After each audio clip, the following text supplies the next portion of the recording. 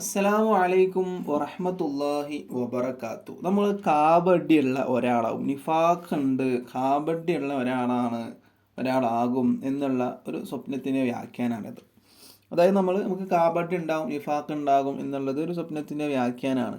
അപ്പോൾ നമ്മൾ ഇതുവരെ പറഞ്ഞതൊരു സ്വപ്നം പറയും എന്നിട്ട് അതിൻ്റെ വ്യാഖ്യാനം പറയും എന്നുള്ള നിലയിലായിരുന്നു. പക്ഷേ ഇനി മുതൽ നമ്മൾ വ്യാഖ്യാനം പറയും ആദ്യം, എന്നിട്ട് അത് ഏത് സ്വപ്നം കണ്ടാലാണ് എങ്ങനെ സംഭവിക്കുക എന്നുള്ള രീതിയിലാണ് സംസാരിക്കുന്നത് കേട്ടോ.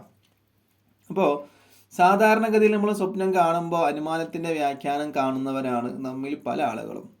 പണ്ഡിതന്മാരായ ആളുകൾ, വ്യാഖ്യാതാക്കളായ പണ്ഡിതന്മാർ എന്തു പറയുന്നുവോ അതൊക്കെയാണ് യഥാർത്ഥ വ്യാഖ്യാനം. അല്ലാതെ നമ്മൾ അനുമാനത്തിൻ്റെ വ്യാഖ്യാനം ചിന്തിച്ചിട്ടൊരു കാര്യമില്ല. അപ്പോൾ ഒരാളങ്ങനെ സ്വാഭാവികമായിട്ടും മരണനാമ സ്വപ്നം കാണുമ്പോൾ വല്ലാത്ത പ്രയാസം വിഷമൊക്കെ ഉണ്ടാകും അല്ലേ? കാരണം അതിന് വ്യാഖ്യാനം മരണം അല്ലെങ്കിൽ അസ്വസ്ഥത, നമുക്ക് പ്രയാസം ഉണ്ടാവും എന്നൊക്കെ നമ്മൾ വിചാരിക്കുക. എന്നാലും മരണത്തിൻ്റെ വ്യാഖ്യാനം അങ്ങനെയൊന്നും അല്ല ഉണ്ടാവാറുള്ളത്.